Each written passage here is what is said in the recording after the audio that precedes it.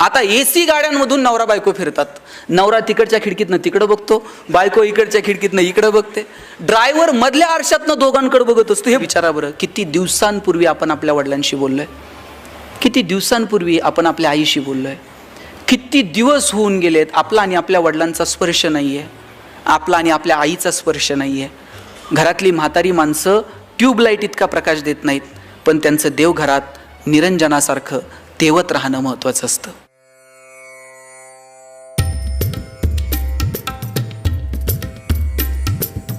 मित्रांनो, मनोहर ह्या माझ्या मंचावरती पुन्हा एकदा आपलं स्वागत. मी आपला मित्र राजेश वासंती साबाजी क्लोज. पैसे नव्हते पण आनंद होता की नाही.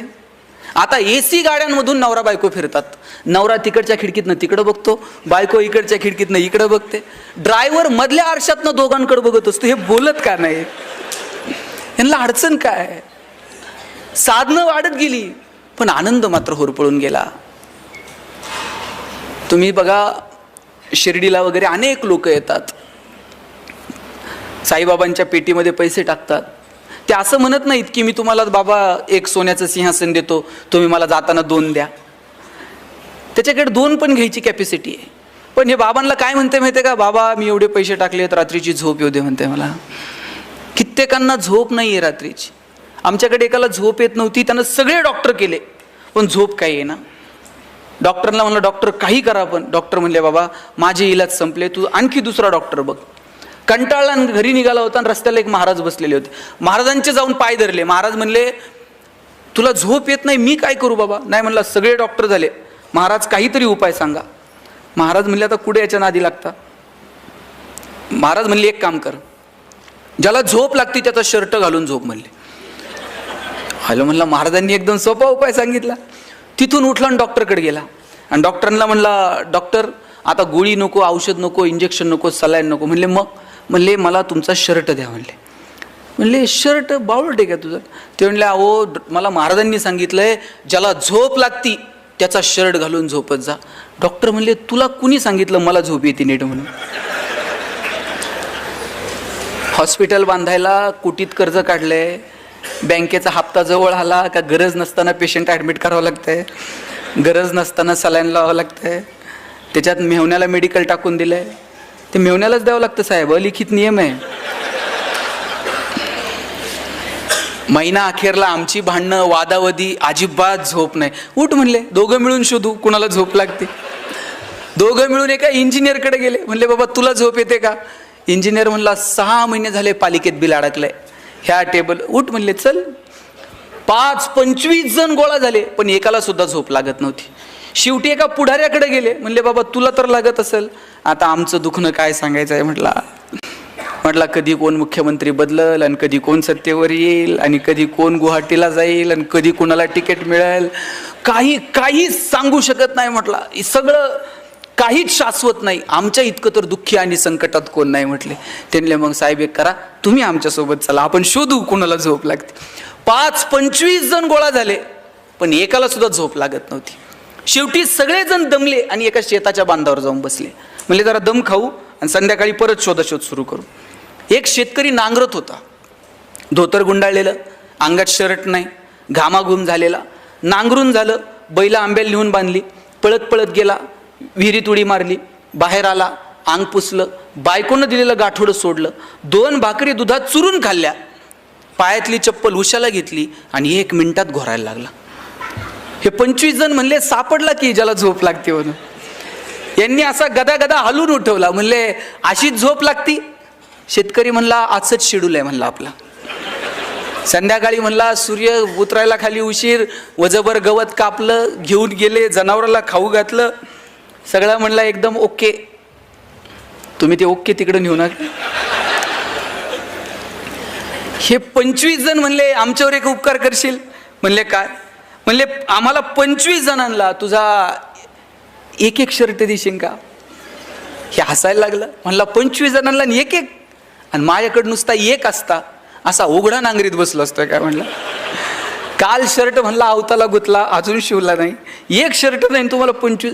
किती कौतुक आहे हो. देवानं काय वागावं आपल्यासोबत. ज्याच्याकडे ढिगानं शर्ट आहे त्याला रात्रीची झोप नाही, आणि ज्याच्याकडे एक शर्ट नाही ते दगड उशाला घेतलं तरी झोपत आहे. सुख आनंद या संकल्पना निव्वळ पैशांशी संबंधित नाहीत. पैसे कमवा पण त्याचा आनंद घ्या, त्याचा उपभोग घ्या. आपल्या हातामध्ये देण्याची दानत असायला हवी. विंदा करंदीकरांची खूप सुंदर कविता आहे. देणाऱ्यानं देत जावं, घेणाऱ्यानं घेत जावं, आणि घेता घेता एक दिवस देणाऱ्याचे हात घ्यावेत म्हणजे असे कोपरापासून तोडून नाही घ्यायचे, तर त्याच्यामध्ये जी देण्याची दानत आहे ती थोडी तरी आमच्यामध्ये यावी. हिरव्या पिवळ्या डोंगरांकडून हिरवी पिवळी शाल घ्यावी, सह्याद्रीच्या कड्याकडून छातीसाठी ढाल घ्यावी, वेड्यापिशा ढगांकडून वेडेपिसे आकार घ्यावेत, मातीमधल्या प्रश्नासाठी पृथ्वीकडून हुंकार घ्यावेत, उसळलेल्या दर्याकडून पिसळलेली आयाळ घ्यावी, आणि शांत वाहणाऱ्या भीमेकडून तुकोबाची माळ घ्यावी. देणाऱ्यानं देत जावं, घेणाऱ्यानं घेत जावं, आणि घेता घेता एक दिवस देणाऱ्याचे हात घ्यावेत. माझा दावा आहे, तुम्ही जेवढं समाजाला द्याल त्याच्या हजारो लाखो पटीनं हा निसर्ग तुम्हाला परत करत असतो. पण ती देण्याची दानत तुमच्यामध्ये असली पाहिजे. निसर्ग इतका समृद्ध, एक दाना पेरला तर त्याचे 1000 दाणे उगवतात. तुमचं उसनं ठेवायला निसर्ग इतका वेडा नाहीये. तुम्ही जेवढं द्याल समाजाला त्याच्या हजारो लाखो पटीनं हा निसर्ग तुम्हाला परत करतो. मी म्हणत नाही तुमच्याकडे आहे ते सगळं समाजाला वाटून टाका, पण ज्यांची बाग फुलून आली त्यांनी 2 फुलं द्यावीत, ज्यांचे सूर जुळून आले त्यांनी 2 गाणी गावीत, ज्यांच्या दारात आभाळ भरून आलं त्यांनी ओंजळभर पाणी द्यावं, आणि ज्यांची उंची आभाळाला टेकली त्यांनी अशाच माना वर करून बघू नये, थोडंसं खाली झुकावं. आणि जी माणसं मातीत मिसळतात त्या मातीत मिसळणाऱ्या माणसांना थोडंसं वरती उचलून घेता येईल का? मला वाटतं याच्यासाठी काम करावं. बाबा आमटे नगरपालिकेतनं असे बाहेर पडले. एक कुष्ठरोगी पावसात भिजत होता. त्या पावसात भिजणाऱ्या कुष्ठरोग्याला उचलायला गेले, आणि उचलता उचलता त्या कुष्ठरोग्याची बोटं तुटून आली बाबांच्या हातात. घरी गेले, बायकोनं जेवायला वाढलं, एक घास सुद्धा बाबांनी गिळला नाही. लहान मुलासारखं बाबा रडायला लागले, आणि बायकोनं विचारलं, रडता का? एक कुष्ठरोगी बघितला, त्याचं दुःख बघून डोळ्यात पाणी आलं. माई म्हटल्या, मग तुम्ही रडून त्याचं दुःख कमी होणार आहे का? चला दोघं जाऊ आणि त्याला घेऊन येऊ. दोघं नवरा बायको गेले, त्याला घेऊन आले, आणि पाहता पाहता काट्याच्या वनात सुद्धा सुंदर आनंद उभं राहिलं. पण समाजाकडे पाहण्याची जी दृष्टी आहे ना, ती दृष्टी आपल्याकडे अपेक्षित आहे. हो, ती दृष्टी कशातनं मिळते? कुठलाही महागडा गॉगल लावून ती दृष्टी नाही मिळत, ती अंतर्मनातून प्रकट व्हावी लागते. ज्यावेळेस अर्जुनानं आग्रह केला कृष्णाला की विश्वरूप दाखव, त्यावेळेस कृष्ण तयार झाला हसत हसत की अर्जुना मी तुला विश्वरूप दाखवेल. अर्जुनालाही प्रश्न पडला की अरे राधा याच्या एवढी जवळची आहे, राधेला यानं विश्वरूप दाखवलं नाही. याच्या जवळच्या अनेक सवंगडी आहेत, अनेक गोप गोपिका आहेत, त्यांना कृष्णानं विश्वरूप दाखवलं नाही. आणि मग विश्वरूप दाखवण्यासाठी अर्जुनाची निवड झाली. याच्यापेक्षा आणखी काय असावं? अर्जुन खुश झाला. ज्ञानोबांनी ज्ञानेश्वरीमध्ये इतकं सुंदर वर्णन केलंय, वासराला जर पाना द्यायला गाय लागली तर मध्ये तिला थांबवता येत नाही तिचा पाना.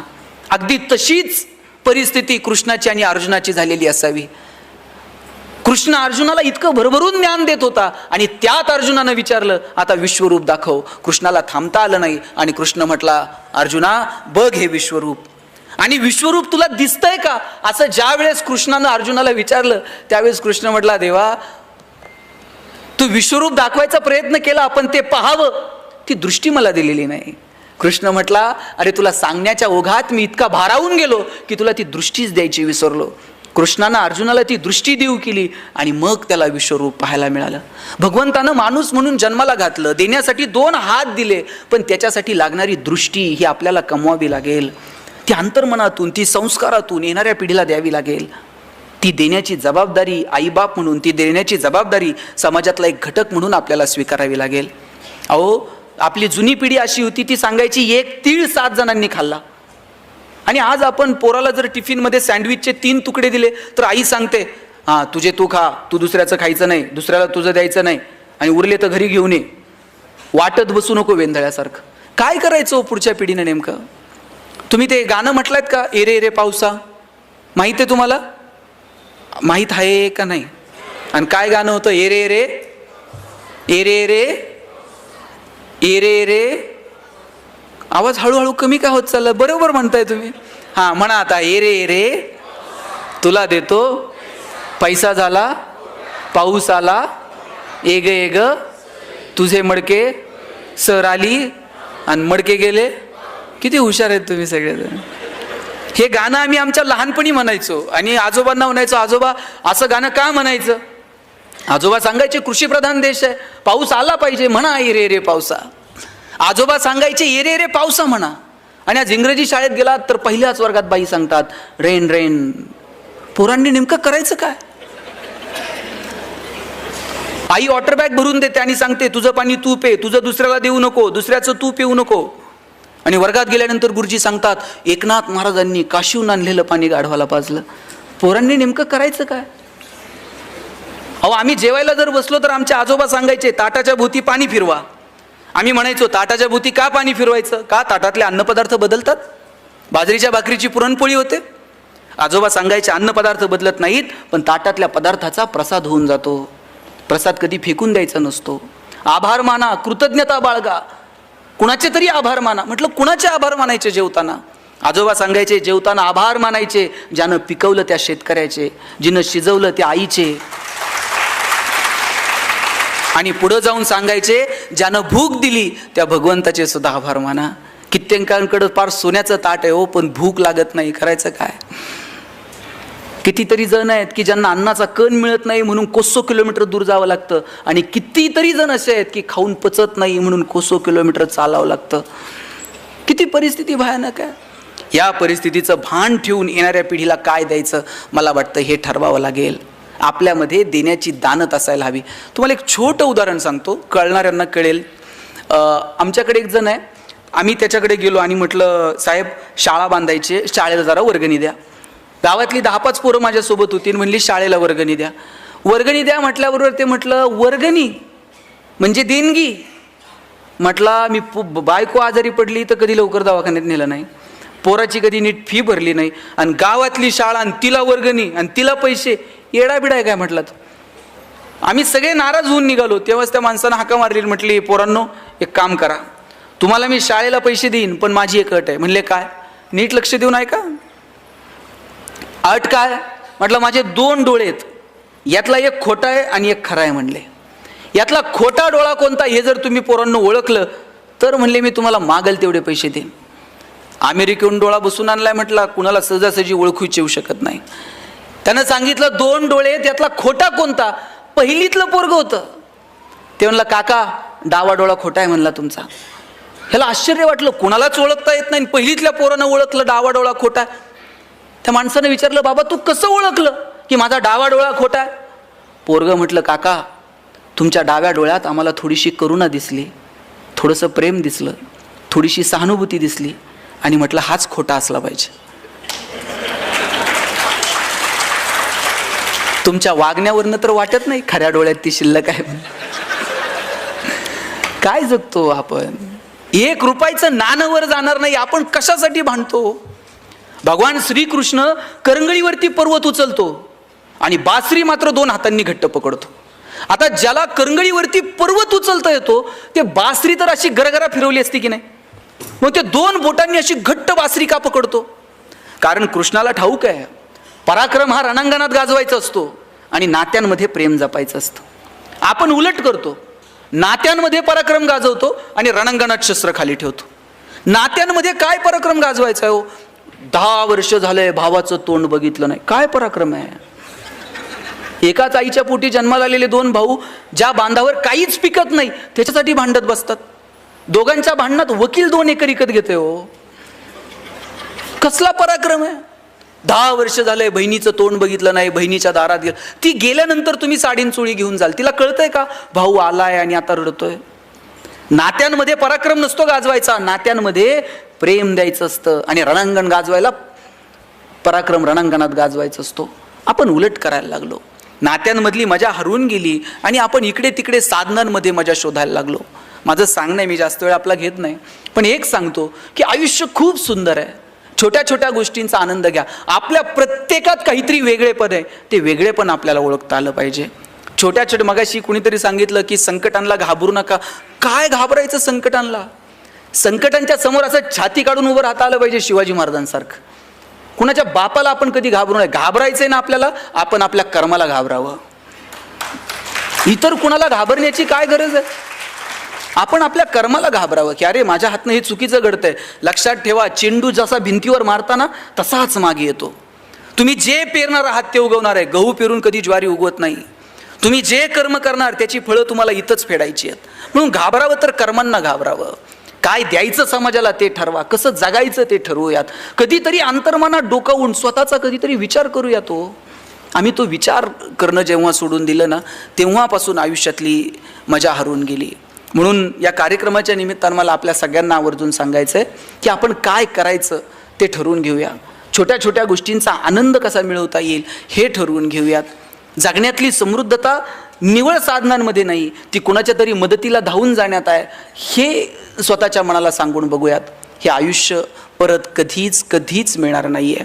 म्हणून ज्यांच्याकडं आहे त्यांनी थोडं तरी समाजाला देता येईल का, मला वाटतं या दृष्टीनं प्रयत्न करावा.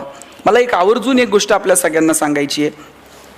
बघा, मी का असं म्हणतो की आपल्याकडे जे आहे ते इतरांना देता यावं, कारण या जगाचा नियम आहे की आपल्याला इथून काहीच घेऊन जाता येणार नाही आहे. मी माझ्या वडिलांना विचारलं होतं की जगणं कशानं सुंदर होईल. वडील म्हटले होते, तू यादी कर की आत्तापर्यंत तुला किती लोकांनी मदत केली. मी ती यादी करायला घेतली. मला गावात ह्या माणसानं मदत केली, शाळेत ह्या माणसानं मदत केली, कॉलेजमध्ये या माणसानं मदत केली. मी 100-150 लोकांची यादी केली की या 150 लोकांनी मला माझ्या आयुष्यात आजपर्यंत मदत केली. वडील म्हटले, वा, तुला आठवत आहेत ती माणसं की ज्यांनी तुला मदत केली. आता दुसरी यादी कर, तू किती लोकांना मदत केली आयुष्यात. साहेब, मी ती यादी करायला घेतली, 5-6 लोकांपेक्षा जास्त नावं मी लिहू शकलो नाही. वडील म्हटले, ज्या दिवशी तुझी दुसरी यादी पहिल्या यादीपेक्षा मोठी होईल ना, त्या दिवशी जगणं सुंदर होऊन जाईल. आपण किती लोकांचं जगणं सुंदर करू शकलो, किती लोकांना ताकद देऊ शकलो. म्हणून संकटांच्या समोर गडबडीत व्हायचं नाही.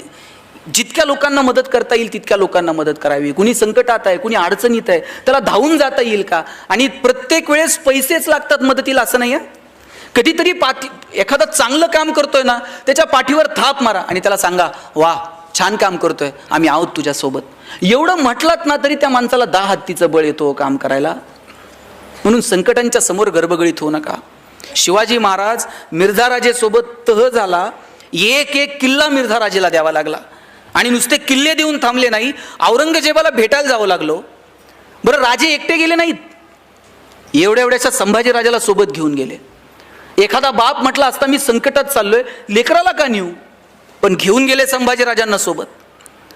मग मधला जो प्रवास आहे आग्र्यापर्यंतचा ताई, त्या प्रवासामध्ये शिवाजी राजांचं आणि संभाजी राजांचं काहीतरी बोलणं झालं असेल की नाही.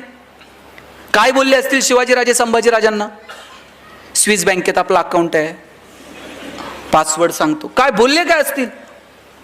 शिवाजी राजांनी सांगितलं असेल, शंभूराजे, आतापर्यंत तुम्ही जिंकणं बघितलं, आतापर्यंत तुम्ही यश बघितलं, आयुष्यातला संघर्ष सुद्धा जवळून बघा, चला माझ्यासोबत.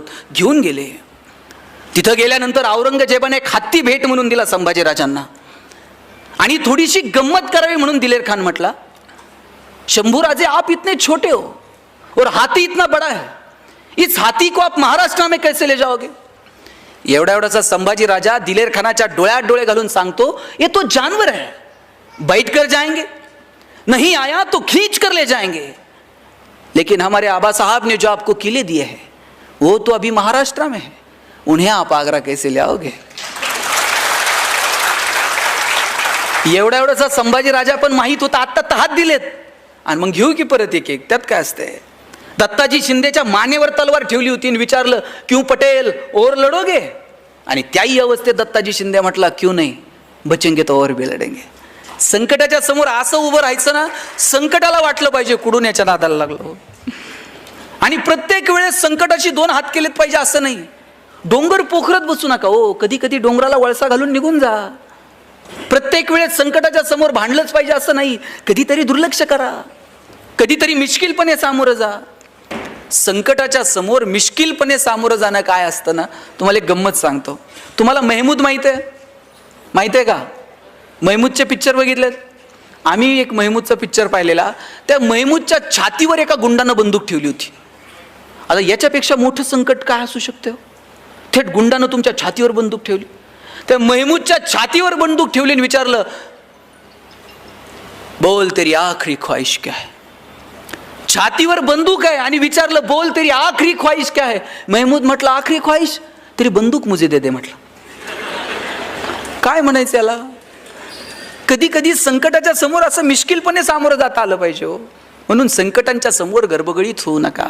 छोटी संकट आहेत, वेळ निघून जाते. मगाशी मॅडमही बोलताना म्हटल्या, संकट कायम नाही आहेत, ती वेळ जाणार आहे, ती टळून जाणार आहे, पण तिच्या समोर सामर्थ्यपणे उभं राहण्याची ताकद आपल्यामध्ये असली पाहिजे. ती ताकद येणाऱ्या पिढीमध्ये निर्माण करा. त्या पिढीला वेळ द्या. सगळ्यात महत्त्वाचं म्हणजे येणाऱ्या पिढीला भरभरून वेळ द्या. मला अमिताभ बच्चनचा हेवा वाटतो. त्याची कंपनी कर्जाच्या याच्यात पूर्ण बुडून गेली होती हो.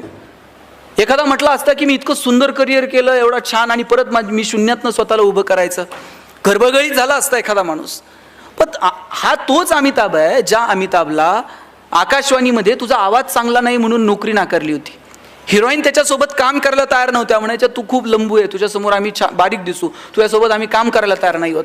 त्या अमिताभनं स्वतःची बॉलिवूडमध्ये अशी काही उंची सेट केली, आता त्याला बॉलिवूडचा शहनशाह म्हणतात. कोरोनाच्या काळात कुणाचा आवाज ऐकायला येत नव्हता, पण फोन लावला का अमिताभचा आवाज ऐकायला यायचा. याच्यापेक्षा काय करिअर असते? आत्ताही तुम्ही टी व्ही लावून बघा, 5 मिनिटाला अमिताभ दिसतो. कोण बनेगा करोडपतीमधून पैसे कमवायला सांगतो, कमवलेल्या पैशातून कल्याण ज्वेलर्समध्ये जाऊन सोनं खरेदी करायला सांगतो, सोनं खरेदी केल्यानंतर मुथूट फायनान्समध्ये ठेवून कर्ज काढायला सांगतो, कर्जाचे हप्ते नाही भरता आले तर ते नवरत्न तेल आहेच, थंडा थंडा कुल कुल. कुठं नाही अमिताभ, कुठं नाही हो. का का आम्ही हरायचं? आणि का किती आदर्श तुमच्या माझ्या डोळ्यात. तुम्ही सचिन तेंडुलकरची उंची किती हो? उंचीनं कमी असणारा माणूस, पण सचिनला बाउन्सर खेळता येत नव्हता, हाईट कमी होती. एक बाउन्सर आला वॉकर युनिसचा, नाकावरती लागला, रक्त यायला लागलं. लोक म्हटले आता याला स्ट्रेचरवरती न्यावे लागेल पॅव्हलियनमध्ये. सचिननं असं तोंडावरती पाणी मारलं, क्रीजवरती जाऊन उभा राहिला, अशी बॅट आदळली आणि समोरच्या फलंदाजाला सांगितलं रुक मैं खेलेगा. आणि सचिननं कितीतरी बाउन्सर असे मैदानाच्या बाहेर टोलावून लावले. आणि आज क्रिकेटच्या क्षेत्रातला बाप झाला सचिन तेंडुलकर. अहो कितीतरी बाउन्सर येतील आपल्या या अंगावर, फटकावून लावायचे थेट स्टेडियमच्या बाहेर. कधीतरी प्लेट करा, कधीतरी एखादा सोडून द्या. प्रत्येकच फटकावलं पाहिजे असे नाही, पण कधी काय भूमिका घ्यायची हे ठरवता आलं पाहिजे. आयुष्य खूप गोड आहे, खूप सुंदर आहे. त्यातला एका पावलाची मजा घ्या आणि नात्यांना वेळ द्या. तुमच्या ऑफिसमधलं तुम्ही कुटुंबात कमी तितके तुमच्या ऑफिसमध्ये आहात, बरोबर? तुम्ही फील्डवर इतका वेळ आहात की तितके तुम्ही घरात पण नाही आहात. मग ऑफिसमधलं वातावरण किती छान असलं पाहिजे. तुम्ही ऑफिसमध्ये काम करताना तुमच्या बॉसला तुमची गरज वाटली पाहिजे इतकं काम तुम्ही केलं पाहिजे. म्हणजे एखाद्या दिवशी जर तुम्ही आला नाहीत ना, तुमची उणीव तुमच्या बॉसला जाणवली पाहिजे. असंच एका कंपनीत मी लेक्चर देत होतो आणि म्हटलं तुम्हाला तुमचं सेल्फ अप्रायझल जर करायचं आहे ना, तर तुमच्या बॉसला तुमची उणीव जाणवली पाहिजे. म्हणजे तुम्ही जर एखाद्या दिवशी रजेवर आहात, तुमच्या वरिष्ठ अधिकाऱ्याला वाटलं पाहिजे अरे आज ते नाही आहेत त्याच्यामुळे ते जरा अडचण आली. तुमची उणीव जाणवली तर समजावं की आपण कामाचे आहोत. दुसऱ्या दिवशी एकानं ऑफिसच्या चाव्याच लपून ठेवल्या, ऑफिसला निघून गेलं. म्हटलं हे काय? म्हणलं उणीव जाणवली पाहिजे, दिवसभर फोन करताय म्हणल्या मला. हे असलं नाही हो, डिवोशननं काम केलं पाहिजे. आपल्याकडे ना स्ट्रेस मॅनेजमेंट नावाचा प्रकारच अस्तित्वात नाही. आपल्याकडे स्ट्रेस फक्त डायव्हर्ट करायचा, ह्या टेबलवरून त्या टेबलवर, त्या टेबलवरून त्या टेबलवर, वरतून आलं वसुली करा, त्यांनी लगेच खाली, ह्यांनी खाली. म्हणजे शेवटच्या माणसाला कळत नाही आता मी राग कुणावर काढू. ते घरी जाऊन बायकोला काहीतरी शिव्या देत आहे, बायकोला कळत नाही मी काय करू, ती पोराला लाटणं फेकून मारते. आता पोराला कुणीच उरत नाही, ते बाहेर कुत्र्याला जाऊन दगड मारते, ते तिसरंच कुणाला तरी चावतंय. स्ट्रेस मॅनेज होईल का? वरिष्ठांनी आपल्याला सांगितलंय बसूयात, एकत्र येऊयात, प्लॅन करूयात, तू हे कर, तू ते कर. स्ट्रेस असं डायव्हर्ट करू नका. सगळ्यांनी एकत्र मिळून आपल्याला ह्या गोष्टीला सामोरं जायचं, त्याचं छान प्लॅन करा. प्लॅनिंग म्हणजे काय? Think before act. कोणतीही कृती करायच्या अगोदर केलेला विचार म्हणजे planning. Proper utilization of the resources. तुमच्याकडे जे रिसोर्सेस आहेत ते तुम्हाला प्रॉपर वेने युटिलाइज करता येतील का त्याचा विचार करा. मग जगण्यात असो किंवा तुमच्या कामात असो. भगवंतानं आपल्याला प्रत्येकाला काहीतरी वेगळं दिलंय. आपल्यातलं वेगळे पण काय ते स्वतःला विचारा, ते स्वतःला वारंवार सांगा. ह्या तुझ्या स्ट्रेंथ आहेत, हे तुझे विकनेस आहेत, हे विकनेस तुला कमी करायचे, ह्या स्ट्रेंथ तुला वाढवायच्यात. मी कॉलेजला गेलो, आमच्या सरांनी मला विचारलं गणेश तुला MBA कशात करायचं? मी म्हटलं मला ह्युमन रिसोर्स मॅनेजमेंटमध्ये MBA करायचं. सर प्रत्येकाला विचारायचे कोण MBA कशात करणार. आमच्या वर्गात एक बोबडं बोलणारं पोरग होतं, त्याला विचारलं तुला MBA कशात करायचं? तो म्हटलं सल मला मार्केटिंगमध्ये MBA करायचं. म्हटलं सर म्हटले तुझं बॅकग्राऊंड कॉमर्स आहे, तुला नीट बोलता आहे ना, मार्केटिंगमध्ये चांगलं बोलावं लागतंय, तू कॉमर्समध्ये तू फायनान्समध्ये MBA कर.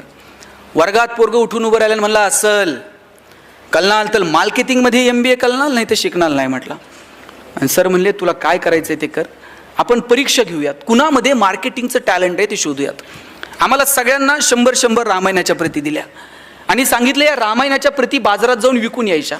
ज्याच्या सगळ्यात जास्त प्रती विकल्या जातील आपण समजूयात की याच्यामध्ये मार्केटिंगचं टॅलेंट आहे, त्यानं मार्केटिंगमध्ये MBA करावं. आता आम्हाला वाटलं आम्ही बोलणारी पोरं 100 रामायणाच्या प्रती तर अशा बाजारात जाऊन विकून येऊ. 8 दिवस आम्ही बाजारात फिरलो. 9व्या दिवशी वर्गात आलो. सरांनी विचारलं गणेश 100 पैकी किती प्रती गेल्या? म्हणलं 4. राहुल 8. संतोष 10. मार्क मिळवणारी पोरं पण 20 पेक्षा जास्त प्रती कुणाच्याच गेल्या नाही. बोबडं बोलणारं पोरगं मागच्या वाकावर बसायचं. त्याला विचारलं तुझ्या किती प्रती गेल्या रे? म्हणला असल 100च्या 100 प्रती विकून आलो म्हटलं. आणि सर म्हणले केलं काय? मार्केटिंगची कोणती स्ट्रॅटेजी, कोणतं रेफरन्स बुक? म्हणला काहीच नाही, आम्ही लोकांच्या दालात जायचो, बेल दाबायचो, लोक बाहेर यायची, लोक बाहेर आली की समोर लामायण ठेवायचो आणि सांगायचं हे लामायण विकत घेता का वाचून दाखवू? लोक म्हणायची वाचून नको दाखवू, तुझं रामायण विकत घेतो. आता बोबडं बोलणं विकण्याचं आहे का स्ट्रेंथ आहे? आणि तो दाबून ठेवला असता तर स्ट्रेंथ ठरला असता का? प्रत्येकात काहीतरी वेगळेपण आहे हो. सचिन तेंडुलकर सारखा षटकार ऐश्वर्या रायला मारता येईल का? ऐश्वर्या राय सारखा ठुमका लता दिदींना देता येईल का? लता दिदींसारखं गाणं अशोक सराफला म्हणता येईल का? तुम्ही मला म्हणले भाषण कर, मी अजूनही 2 तास बोलेल. पण तुम्ही मला म्हणले आता तुम्ही डायरेक्ट काशीहून आलाय, जाता जाता इथून एखादी कुस्ती करून जा. आपल्याच्यानं जमणार नाही. जगात प्रत्येकात वेगळे, ते वेगळे पण ज्या दिवशी आपल्याला ओळखता येईल ना त्या दिवशी जगणं सुंदर होऊन जाईल. आपल्या मुलांमध्ये काय वेगळेपण आहे ते शोधा, आपल्या कुटुंबाला वेळ द्या, आपल्या ऑफिसमधलं वातावरण छान आनंदानं कसं ठेवता येईल याचा प्रयत्न करा. आणि सगळ्यात महत्त्वाचं म्हणजे एकमेकांशी बोला, एकमेकांशी संवाद ठेवा. गेले कित्येक दिवसांपासून आपला संवाद हरवला आहे. स्वतःला विचारा बरं, किती दिवसांपूर्वी आपण आपल्या वडिलांशी बोललो आहे? किती दिवसांपूर्वी आपण आपल्या आईशी बोललो आहे? किती दिवस होऊन गेलेत आपला आणि आपल्या वडिलांचा स्पर्श नाही आहे, आपला आणि आपल्या आईचा स्पर्श नाही आहे. अरे स्पर्शांमधली मजा एक वेगळी आहे. काय लागतो आई आणि वडिलांसोबत स्पर्श ठेवायला? घरातून बाहेर पडताना ज्यांच्या ज्यांच्या नशिबानं घरात आई आहे त्यांनी घरातून बाहेर पडताना आईच्या पायावर डोकं ठेवून बघा. आई असं काळीच काढून देते, माझं आयुष्य तुला लाभू दे म्हणते. बापाच्या पायाला फक्त तुम्ही हात लावून बघा, बाप असा पाठीवर थाप मारतो, पठ्ठ्या सुखात राहा म्हणतो. लेकुराचे हित वाहे माऊलीचे चित्त, ऐसी कळवळ्याची जाती करी लाभा विन प्रीती. लाभा विना प्रेम करणारं जर जगात कोण असेल ना तर फक्त आणि फक्त तुमची आई आहे. मला सांगा पोरींनो, तुम्ही माहेरी गेलात, माहेर कुठपर्यंत? जोपर्यंत माहेरात आई आहे तोपर्यंत. बरं तुम्ही माहेरावरून सासरी येताना आईनं तुमची पिशवी कधी रिकामी पाठवली का? 4 वांगे घालून देईल, 4 शेंगा घालून देईल. तुम्ही कितीही श्रीमंत असा, तुमचं सासर कितीही श्रीमंत असू दे, आईनं कधी पिशवी तुमची रिकामी पाठवली नाही. एवढं प्रेम कोण करतो या जगात तुमच्यावरती? आई आणि बाप मुलाचं, बापाचं आणि मुलीचं हे एक वेगळं नातं आहे. मुलीचं आणि तिच्या बापाचं नातं तर काही और असतं. बाप स्वतःला चप्पल घेत नाही पण पोरगी कॉलेजला जायला लागली ना तिला नवीन शूज आणून देतो. स्वतः सायकलवर कामाला जाईल पण तिला गाडी घेऊन देतो. तिच्या लग्नामध्ये दिवसभर असा तुरा काढून मिरवत असतो फेट्याचा. पण ज्यावेळेस पुरीचं कन्यादान होतं त्यावेळेस असा हात जावायच्या हातात देतो, खाली मान घालतो आणि सांगतो जावई बापू तळ हाताच्या फोडाप्रमाणे जपली, आता सांभाळून घ्या. दिवसभर त्याच्या डोळ्यातून एकही पाण्याचं थेंब येत नाही. पण पुरीची गाडी एकदा नजरेआड झाली ना मग खांबाच्या पलीकडे जातो आणि एकटाच रडतो, तो बाप असतो. मला वाटतं ज्या वेळेस तुमचे वडील, बघा तुमचे वडील आता रिटायर झालेत, ते तुम्हाला फोन करतात, आठवड्यातनं कधीतरी फोन करतात. तुम्ही गडबडीत आहात हे जर वडिलांच्या लक्षात आलं ना, वडील पटकन म्हणतात हां बाई सहज केलता, ठेवतो फोन, करेल नंतर. त्यांना कळतं की मुली आता त्यांच्या संसारात आहेत, मुलं त्यांच्या संसारात आहेत. पण अशा वेळेस आवर्जून परत कॉल करा. एक वाक्य आईबापाचं काळीच पिळवटून टाकणार असतं पोरांचा फोन ठेवताना. आई म्हणते, बाप म्हणतो, बाबांनो आम्ही आहोत तोपर्यंत येत चला. ज्या दिवशी तुमचा बाप तुम्हाला म्हणेल ना आम्ही आहोत तोपर्यंत येत चला, तेव्हा तुमच्या मीटिंग, तुमचे सगळे प्रोग्राम्स थोडेसे बाजूला ठेवा आणि कधीतरी जन्म दिलेल्या आईला बापाला भेटायला जा. ही माणसं परत सापडत नाहीत. वर्षश्राद्धाला कितीही गाव जेवण घातलं आणि कितीही मोठे फ्लेक्स लावले आणि तुम्ही देवाला म्हटलात खूप पाहुणे जमलेत, गेलेल्या बापाला गेलेल्या आईला 5 मिनिटासाठी पाठवा, परत पाहता येत नाही. या जगात इकडं तिकडं देव सापडो न सापडो मला माहीत नाही, पण देवानं प्रत्येक घरात आईबाप म्हणून जन्म घेतला आहे. त्याची किंमत तुम्ही कशानंच फेडू शकत नाहीत. म्हणून ज्यांच्या ज्यांच्या नशिबानं आईबाप जिवंत आहेत त्यांना जपा, त्यांच्याशी संवाद ठेवा. घरातली म्हातारी माणसं ट्यूबलाईट इतका प्रकाश देत नाहीत, पण त्यांचं देव घरात निरंजनासारखं तेवत राहणं महत्त्वाचं असतं. ते विझून गेलं ना, मग त्या लोकांची किंमत कळायला लागते.